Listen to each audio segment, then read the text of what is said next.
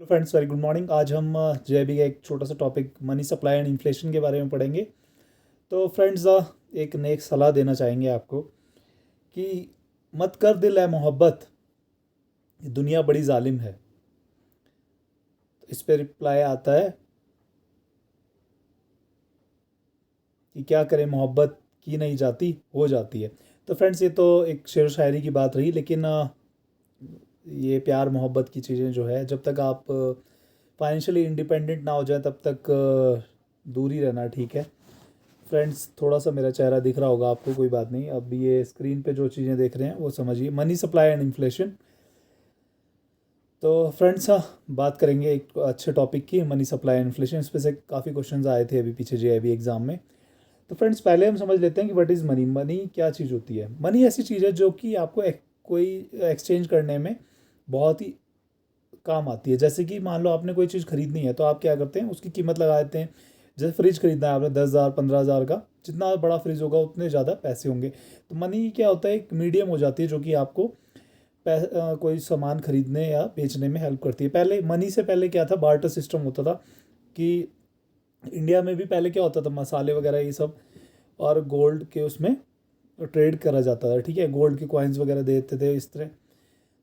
या फिर barter system, अगर हम पहले बार्टर सिस्टम को समझें, क्या होता था कि जैसे मान लो मेरे पास दो भेड़ है और किसी के पास में दो बकरियां हैं, तो वो क्या करेगा, भेड़ दे देगा, बकरी ले लेगा, है ना। तो that is called is barter system. आप इंडस वैली सिविलाइजेशन वगैरह उनमें पढ़ेंगे हिस्ट्री में अपनी पुरानी, तो उसमें बार्टर सिस्टम का आपको जिक्र मिल जाएगा, वो चीज़ है। लेकिन अब यहाँ पे हमें मनी के बारे में पढ़ना है, मनी सप्लाई के बारे में पढ़ना है। देखो फ्रेंड्स, मनी और मनी सप्लाई के बारे में हम क्यों पढ़ रहे हैं, द रीज़न इज़ दैट, थोड़ा सा लाइट प्रॉब्लम कर रही है, कोई बात नहीं। आप बस स्क्रीन पे देखिए, आपको और सुनने से आपको टॉपिक ये समझ में आ जाएगा। तो मनी क्या चीज़ है, एक मीडियम है जो कि आपको कोई चीज़ एक्सचेंज करने का काम आता है। ठीक है, मनी सप्लाई हमें क्यों पढ़ना है, क्योंकि देखो मनी सप्लाई से ही आपका इन्फ्लेशन वगैरह जुड़ा हुआ है। ठीक है, कई क्वेश्चन इन्फ्लेशन के ऊपर आए थे और डायरेक्ट क्वेश्चन कभी भी नहीं आएंगे, हमेशा घुमा फिरा के केस स्टडी टाइप में आएगा कि ऐसा ऐसा हो गया तो फिर इन्फ्लेशन पे क्या अफेक्ट होगा, है ना। अगर मान लो आपका रेपो रेट वगैरह कम ज़्यादा हो जाता है तो उससे इन्फ्लेशन पे क्या अफेक्ट होगा, तो मैं आपको आगे समझाऊंगा। पहले हम लोग छोटे छोटे इनके बारे में समझ लेते हैं कि हम इस चैप्टर में हम क्या पढ़ेंगे, how to measure money. Money को कैसे आप नापेंगे, इन्फ्लेशन कैसे नापेंगे, वो सब चीज़ें हैं।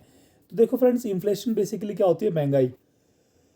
महंगाई क्या चीज़ है, देखिए क्या होता है कि कोई चीज़ की वैल्यू बढ़ जाती है जबकि क्या होगी, डिमांड कम होगी। जैसे मान लो आप किसी बेकरी की दुकान पे जाते हैं और वहाँ पे एक ब्रेड है और आपने भी ब्रेड खरीदनी है और पांच छह लोग और आगे जिन्होंने की ब्रेड खरीदनी है, तो क्या होगा, आप क्या ऑफर करेंगे कि मैं इसके डबल कीमत देने को तैयार हूँ, और वो क्या करेंगे, वो ट्रिपल कीमत देने को तैयार हो जाएंगे। तो क्या होगा, है तो ब्रेड ही ना, लेकिन क्या हुआ, डिमांड बढ़ने से क्या हुआ, उसकी वैल्यू बढ़ गई और वो क्या हो गया, इन्फ्लेशन हो गई है। अब सब्जियों के दाम वगैरह ये जो सब चीज़ें, तो वैसी बढ़ जाती है कि जब मार्केट में सब्जी आना कम हो जाती है और ख़रीदार बढ़ जाते हैं, तब इन्फ्लेशन हो जाता है।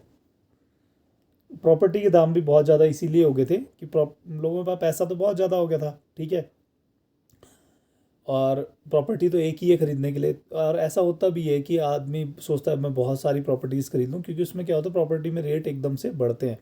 तो इसलिए जो है प्रॉपर्टी में एकदम से इन्फ्लेशन आ जाता है। ठीक है, कॉज ऑफ इन्फ्लेशन वही है कि आपका जब डिमांड ज़्यादा हो जाए और सप्लाई कम हो जाए तो इन्फ्लेशन हो जाती है। ठीक है, पहले मनी की डेफिनेशन समझेंगे। आई थिंक विच में परफॉर्म ऑल दीज फंक्शंस, क्या क्या फंक्शन परफॉर्म करता है मनी, मीडियम ऑफ एक्सचेंज जो कि मैं पहले ही बता चुका हूँ, बार्टर सिस्टम है।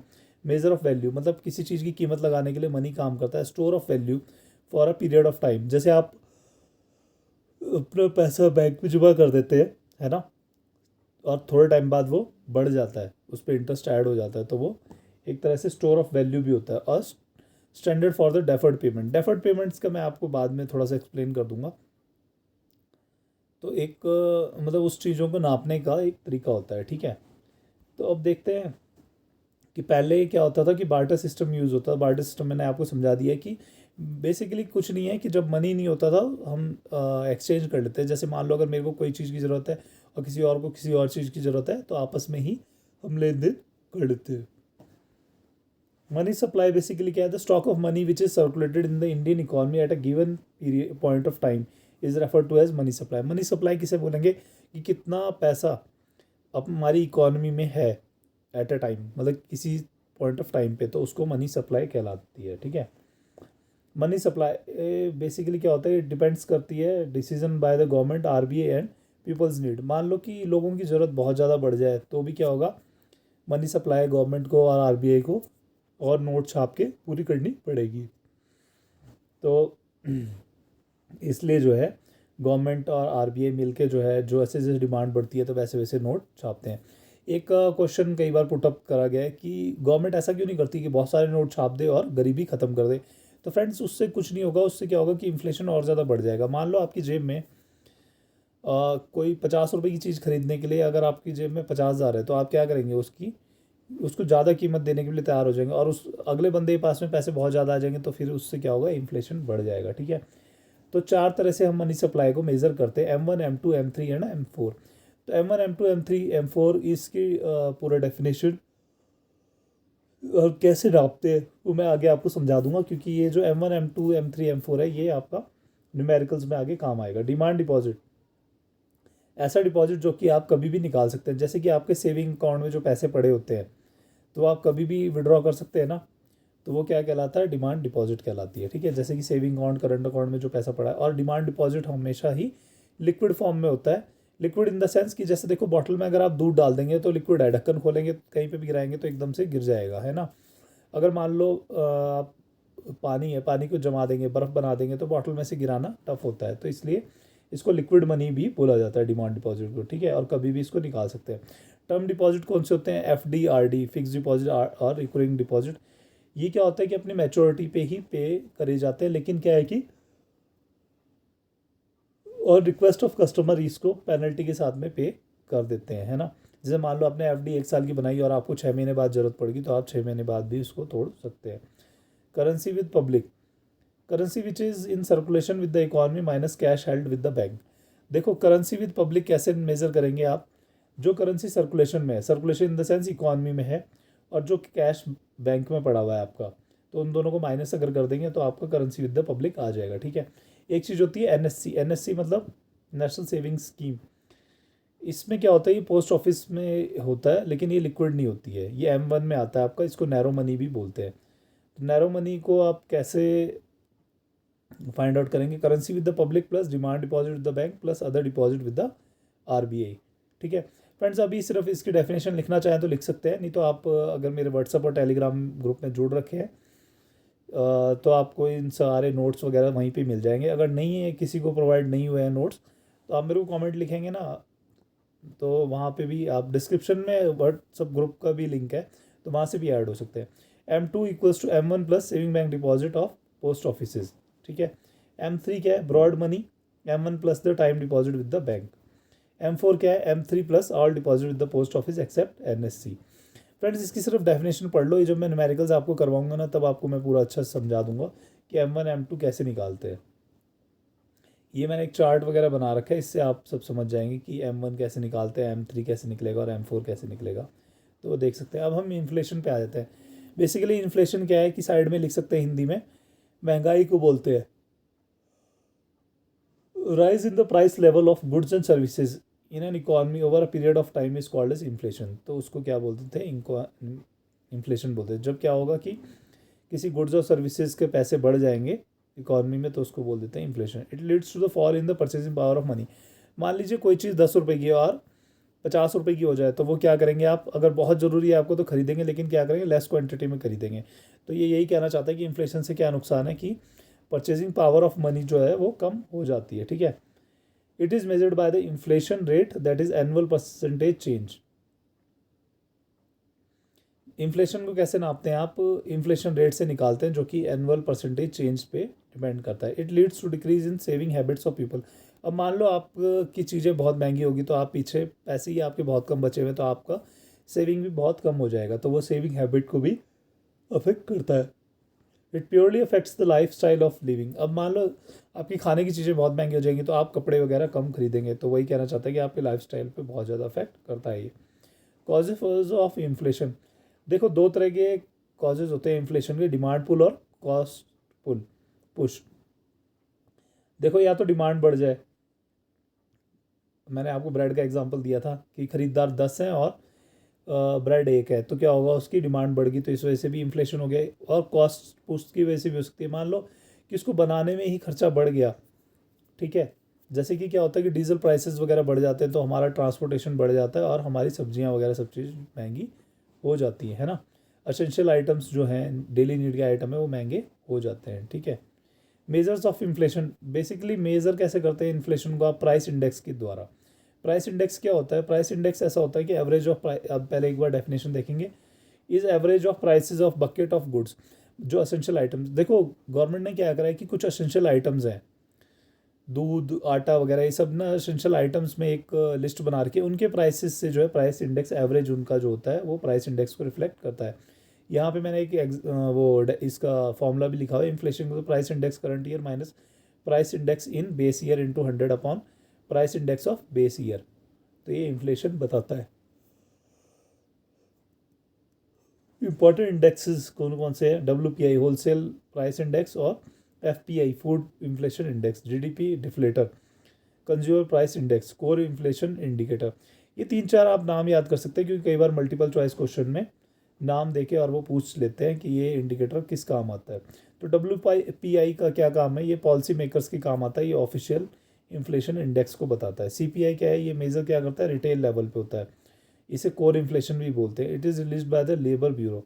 जो आपका CPI होता है, कंज्यूमर प्राइस इंडेक्स, तो ये लेबर ब्यूरो इसको रिलीज़ करता है। इसी के आधार पे आपका जो DA हर महीने बढ़ता है, या कई डिपार्टमेंट में हर महीने चेंज होता है, कई में 2-3 महीने बाद चेंज होता है, तो वो CPI के अंडर ही चेंज होता है। CPI फॉर इंडस्ट्रियल वर्कर्स अलग होता है, रूरल वर्कर के लिए अलग होता है, और UNME होता है अर्बन नॉन मैनुअल एम्प्लॉय के लिए, फॉर एग्रीकल्चर वर्कर्स जो होते हैं उनके लिए होता है, ठीक है।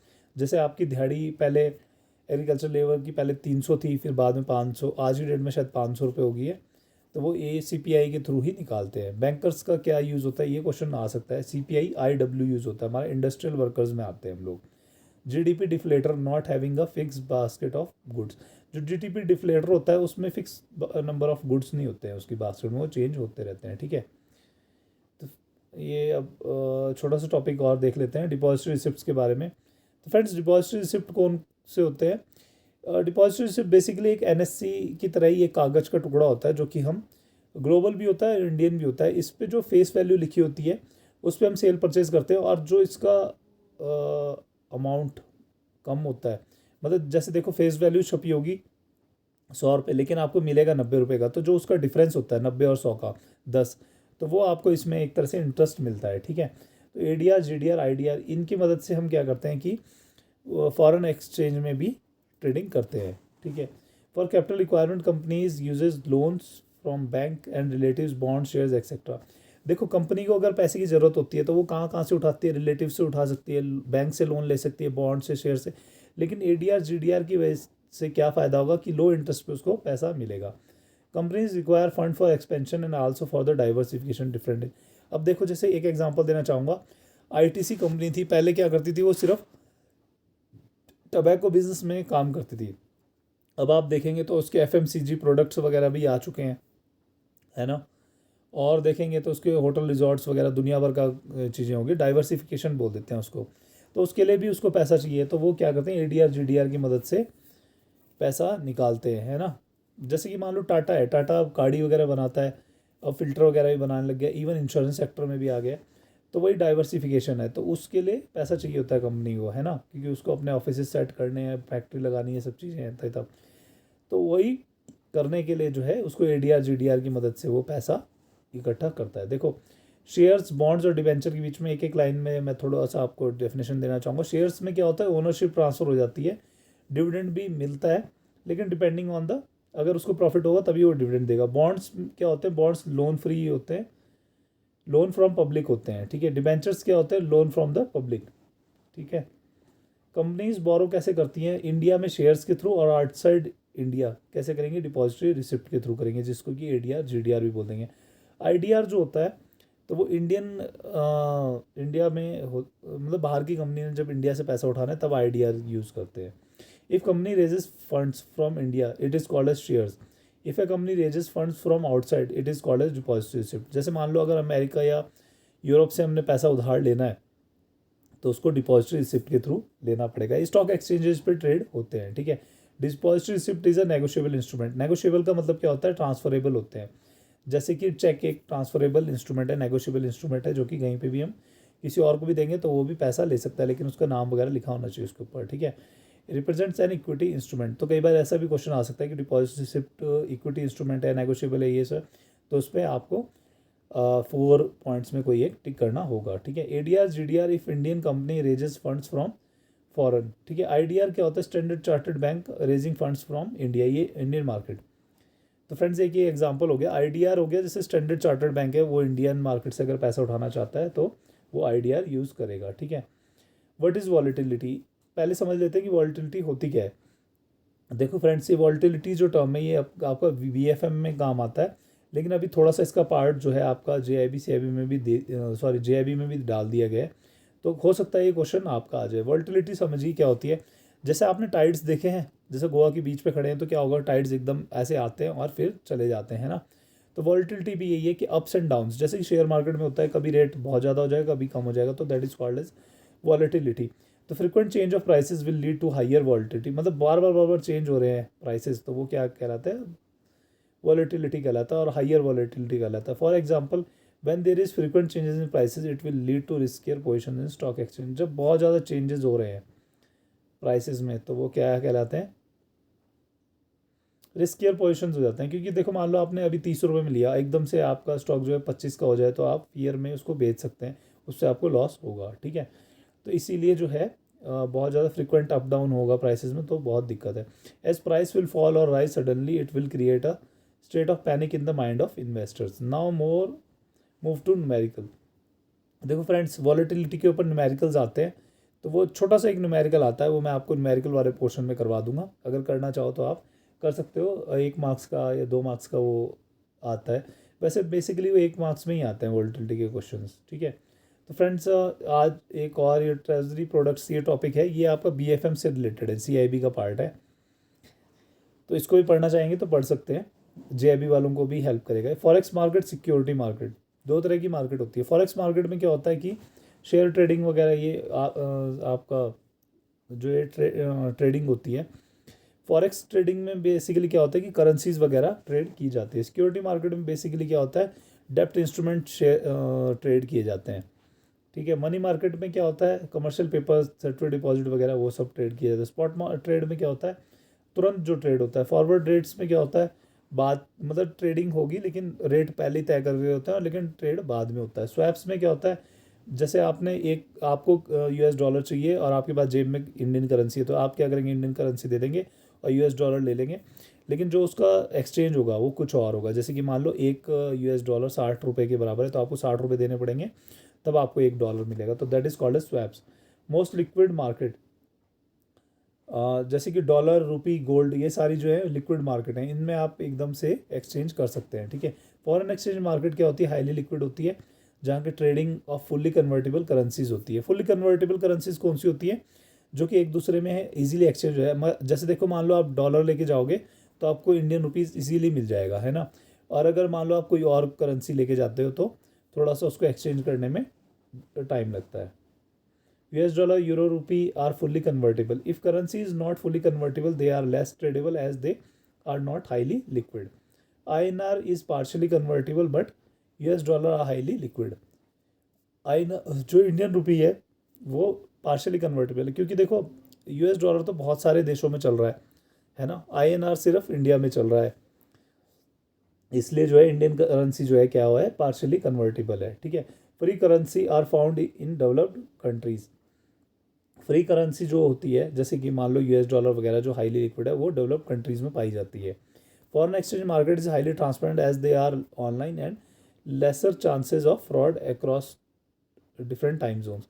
देखो जो स्टॉक मार्केट होती है बहुत सारे टाइम जोन्स में होती है, लेकिन ये ऑनलाइन होती है, तो इसलिए ट्रांसपेरेंट मार्केट और इसमें फ्रॉड के चांसेस कम होते हैं।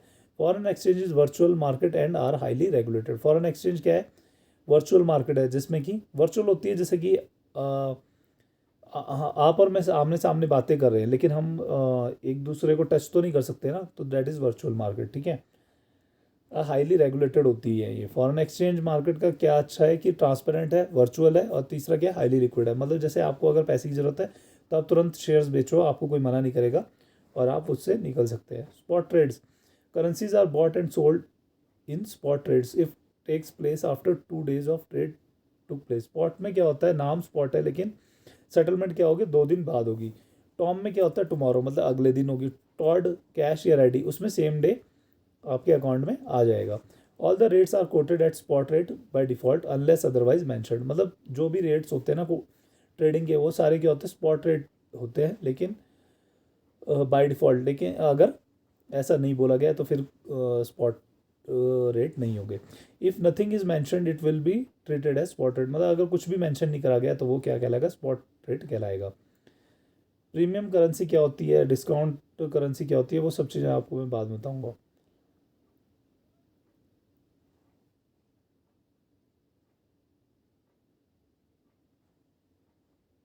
फॉरवर्ड रेट्स बेसिकली क्या होता है, प्रॉमिस होता है कि पास्ट में फ्यूचर प्राइसेस पे हम क्या रेट पे खरीदेंगे। जैसे मान लो एक एग्जांपल समझिए कि मैं प्रॉमिस कर लेता हूँ कि मैं अपनी काव जो है फ्यूचर में, मतलब अगले साल जो है 25 दिसंबर को 250 रुपये में बेचूंगा। तो वो क्या हो गया, एक फॉरवर्ड रेट हो गया पहले ही तय।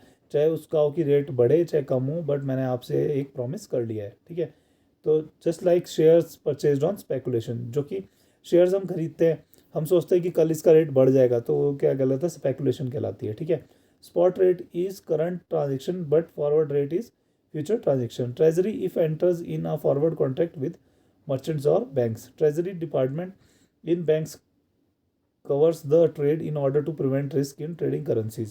Forward rate reflect interest rate differentials only in a perfect market where rates are not too volatile and currency is fully convertible. ठीक है, interest rate differentials, interest rate differential basically क्या होता है कि कहीं पे कुछ और रेट है इंटरेस्ट का और कहीं पे कुछ है। ये आर्बिट्रेज, इंटरेस्ट रेट डिफरेंशियल वगैरह मैं नेक्स्ट स्लाइड में आपको पढ़ा दूंगा।